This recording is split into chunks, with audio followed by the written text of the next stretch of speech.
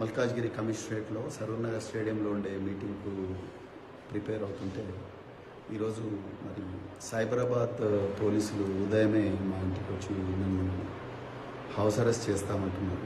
నిజంగా నాకైతే ఆశ్చర్యంగా ఉంది. గౌరవ తెలంగాణ హైకోర్టు, అదేవిధంగా గౌరవ మల్కాజ్గిరి పోలీస్ కమిషనర్ శ్రీమతి సుమతి గారు వీళ్ళందరూ ఇన్ రైటింగ్ పర్మిషన్ ఇచ్చిన తర్వాత కూడా మాలాంటి నాయకులను వీళ్ళందరినీ కూడా పోలీసులు అరెస్ట్ చేసి గృహ నిర్బంధంలో ఉంచి ఆ మీటింగ్కు పోకూడదని. Yes right. ఇక ఇదే అంశానికి సంబంధించి మాట్లాడడానికి మనతో పాటు జాయిన్ అయ్యారు ఆర్ఎస్ ప్రవీణ్ కుమార్ గారు, బీఆర్ఎస్ అధికార ప్రతినిధి. ఆయనతో మాట్లాడే ప్రయత్నం అయితే చేద్దాం. So good morning sir. ఓవైపు సభకు సంబంధించి అన్ని ఏర్పాట్లు జరుగుతుంటే మరోవైపు మాత్రం పోలీసులు ఇలా హౌస్ అరెస్ట్ చేస్తున్నారు. దీన్ని ఎలా చూడొచ్చు అంటారు? ఎలా చూడొచ్చు అంటే రేవంత్ రెడ్డి గారికి భారత రాష్ట్ర సమితి అంటే బాగా భయపడుతున్నాడు ఆయన. మరి ఒకవైపు రాజ్యాంగాన్ని కాపాడుతామంటారు, ప్రజాపాలన అంటారు, ఇందిరమ్మ రాజ్యం అంటారు. ఈరోజు నన్ను అరెస్ట్ చేసిన విధానం చూస్తే ఎమర్జెన్సీని తలపిస్తున్నది. ఇప్పటికి కూడా మా ఇంటి ఎదురుగా పోలీసు వాళ్ళు ఉన్నారు. మరి ఇంత ఘోరంగా ఉంటే ఏంటి? గౌరవ హైకోర్టు అనుమతి ఇచ్చింది, గౌరవ పోలీస్ కమిషనర్ గారు అనుమతి ఇచ్చారు. వీళ్ళందరూ ఇంతమంది అనుమతి ఇచ్చినా కూడా మమ్మల్ని ఇంటి నుంచి బయటికి రానివ్వడం లేదు. నేను అడిగాను, ఏ రూల్ ప్రకారం నన్ను రానివ్వడం లేదు? మా పార్టీ ప్రతిష్టాత్మకంగా తీసుకున్న యువ సంగ్రామ సదస్సు ఉంది, దానికి పోవాలంటే మాకు పైనుంచి ఆదేశాలు ఉన్నాయంటున్నారు. అంటే రేవంత్ రెడ్డి గారు ఒకవైపు అనుమతిస్తున్నట్టు నటిస్తూనే మరోవైపు మమ్మల్ని మా గొంతు నొక్కే ప్రయత్నం చేస్తున్నారా? మీకు దమ్ముంటే మరి రాజ్యాంగబద్ధ పాలన చేయండి. మీకు దమ్ముంటే జాబ్ క్యాలెండర్ ఇవ్వండి, మీకు దమ్ముంటే నిరుద్యోగుల కాంట్రాక్ట్లు ఇవ్వండి, దమ్ముంటే నిరుద్యోగ ప్రతి ఇవ్వండి. యువత రోడ్ల మీదకి రారు కదా. అయినా ప్రజాస్వామ్యం నాకు, రాజ్యాంగం నాకు article 19 clause 1 clause A clause B ప్రకారం ఇచ్చిన హక్కండి ఇది. అది ఆయన ఎట్లా కాలు రాస్తారు? ఆయనకి ఏం అధికారం ఉంది?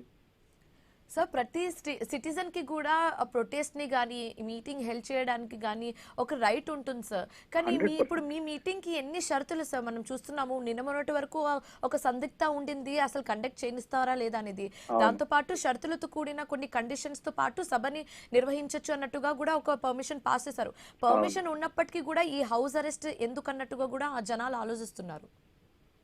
అవునండి, అదే కూడా నాకు ఆశ్చర్యం వేసింది. పోలీసు పర్మిషన్ వచ్చిన తర్వాత కూడా, అదే విధంగా హైకోర్టు పర్మిషన్ ఇచ్చిన తర్వాత కూడా మా మీటింగ్లను అడ్డుకోవడం అంటే ఏందది? ఒకటి అరాచక పాలన, ఆటవిక పాలన కాకపోతే ఇంకేంటి? ఇందులో రాజ్యాంగము, రూల్స్, గైడ్ లైన్స్, చట్టము, న్యాయము, ధర్మము, ప్రాథమిక హక్కులు ఇవన్నీ ఏమి లేనట్టే కదా. అంటే చెప్పండి. ఒక్కరిని కాదు సార్, సబితా ఇంద్రారెడ్డిని కూడా హౌస్ అరెస్ట్ చేసినట్టుగా కనిపిస్తుంది. క్లియర్ గా విజువల్స్ ని, మహిళను కూడా అడ్డుకుంటున్నారు. అసలు ఏంటి, ఎందుకు ఒక్కరిని కాకుండా ఒకరిద్దరిని ముగ్గురిని అరెస్ట్ చేసుకుంటూ పోతే, హౌస్ అరెస్ట్ చేసుకుంటూ పోతే ఏం సాధిద్దామన్న ఉద్దేశంతో జనాలు కూడా ప్రశ్నిస్తున్నారు. ఏం సాధిస్తామండి? అదొక శునకానందం అంతే, అంతకుమించి ఏం లేదు. ఏ నియంత కూడా ఈ చరిత్రలో మనుగడ సాగించలేదు. ఇంత నిర్బంధం చేసిన నియంతలు వాళ్ళందరూ కూడా మట్టి గరిచారు. అందుకొరకే రేవంత్ రెడ్డి గారు కూడా హిట్లర్ను ఆదర్శంగా తీసుకున్నారు. చాలా క్లియర్ గా అనిపిస్తుంది.